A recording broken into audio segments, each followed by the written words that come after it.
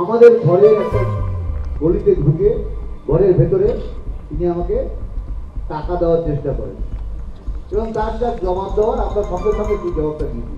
DC centre Indira Mukhopadhyay বারবার press meet করে করে মিথ্যা কথা বলছি, মিথ্যাচার করছি, কারণটা কি?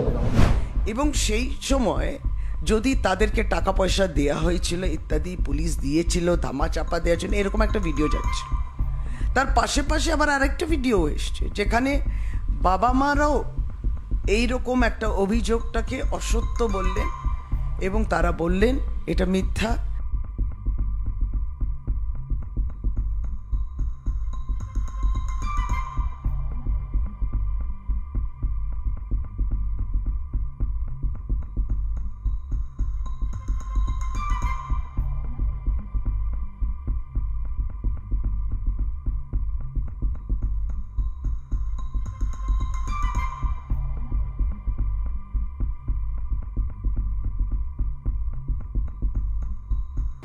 আমরা দেহ রেখে দিতে চেয়েছিলাম, আমরা দেহটা রেখে দিতে চেয়েছিলাম, কিন্তু যে কোনো এত প্রেশার আমাদের তৈরি করা হয়েছিল সেই সময়।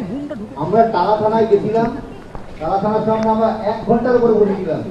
3 থেকে 400 পুলিশ আমাদের ঘিরে যেখানে একটা এমন পরিস্থিতি তৈরি করে আমরা বাধ্য হয়ে বাড়িতে গিয়ে 400 পুলিশ আমার বাড়ির সামনে ব্যারিকেড করে দাঁড়িয়ে আছে। কিন্তু এমন অবস্থায় আমাদের আর কোনো কিছু করার ছিল না, সবাই হিলে যাবে তোমার দাহ করতে বাধ্য। কিন্তু এখানেও একটা আমার প্রশ্ন, আমার মেয়ে ছেলে কোথায় মারা গেছে, শ্মশানের যে খরচ, সেই খরচটা কি করেছে কারা আমরা জানতে পারিনি। কিন্তু আজ পর্যন্ত কেন করা হয়েছে, কেন আমার মেয়ে আত্মার বলতে খুব কষ্ট হয়েছে যে লাস্ট শেষ সময় হতো সে ভেবে গেছে যে আমার বাবি এই কোটি টাকা বাবি খরচা করতে পারলো না। কি মর্মান্তিক ছিল সেই দিনটা আমার কাছে। এই প্রশ্নের উত্তরটা আবার কে দেবে?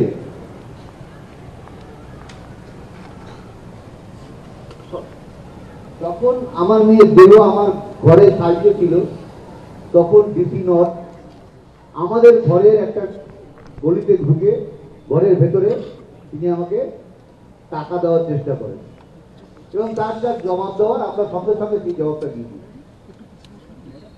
ডিসি সেন্টার ইন্দিরা মুখোপাধ্যায় বারবার প্রেস মিট করে করে মিথ্যা কথা বলছি, মিথ্যাচার করছি, কারণটা কি কারণে আমরা করছেন এই জিনিসটা? তাই থেকে আমাদের একটা বিশাল প্রশ্ন আমাদের সবসময় মনে আসছে, আমার এই সমস্ত প্রশ্নের উত্তর কে দেবে? পুলিশ, প্রশাসন, না হাসপাতাল কর্তৃপক্ষ, স্বাস্থ্য ভবন?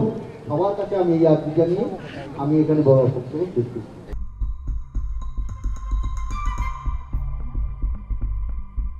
বাবা মা যারা শোকাহত তাদের সঙ্গে আমরা এই শোকে রয়েছি, তাদের মনে হয় অবস্থাটা তো আর বয়ান করা যায় না, সেই জায়গায় আমরা ধরতে পারবো না, স্পর্শ করতে পারবো না, এতটা কঠিন সময়ের মধ্যে দিয়ে তারা যাচ্ছে। এবং সেই সময় যদি তাদেরকে টাকা পয়সা দেওয়া হয়েছিল ইত্যাদি, পুলিশ দিয়েছিল, ধামা চাপা দেওয়ার জন্য, এরকম একটা ভিডিও যাচ্ছিল। তার পাশে পাশে আবার আরেকটা ভিডিও এসছে যেখানে বাবা মারাও এইরকম একটা অভিযোগটাকে অসত্য বললেন এবং তারা বললেন এটা মিথ্যা। আমরা কিন্তু আমাদের মেয়ের জন্যে একেবারেই তাড়াতাড়ি, যে মেয়ে আমাদের মধ্যে নেই তার জন্যে বিচার চাই। এটাও তো অত্যন্ত দুর্ভাগ্যজনক। আমরা এই ভাইরাল যেটা হয়েছে ভিডিওটা, আমি অনুরোধ করছি আমাদের আইটি টিমকে, আপনারা যদি ওই ভিডিওটা দেখান, সত্য মিথ্যা মা বাবা তাদেরকে এইভাবে তো বিব্রত করা যায় না। এই ভিডিওটা একবার দেখে নেবেন। একটা প্রচার হচ্ছে বিভিন্ন জায়গাতে পুলিশ প্রশাসন থেকে নাকি আপনাদের কোনো আর্থিক টাকা নিয়ে এসে দিয়ে কিভাবে বললো এটা? এইটাই তো হচ্ছে টিভিতে কিভাবে বললো? আপনার আমাদের এই সময়ের কথা বলার কোনো দরকারই প্রয়োজন কি আছে? কারণ কোনো ঘটনাই ঘটেনি। ছি ছি ছি, তাহলে এটা পুরো সম্পূর্ণ একদম মিথ্যা গল্প। হ্যাঁ, মিথ্যা গল্প বানিয়ে একটা হিসাবে কিছু শুরু হয়েছে। আমরা বিচার চাইছি, যারা আমাদের সহযোগিতা করবে তারা আমাদের যারা ন্যায় পাই, ন্যায় বিচার পাই, সেই ব্যবস্থা করুন। আমাদের মিথ্যা প্রচার, তাদের নিজেদের প্রচারের জন্য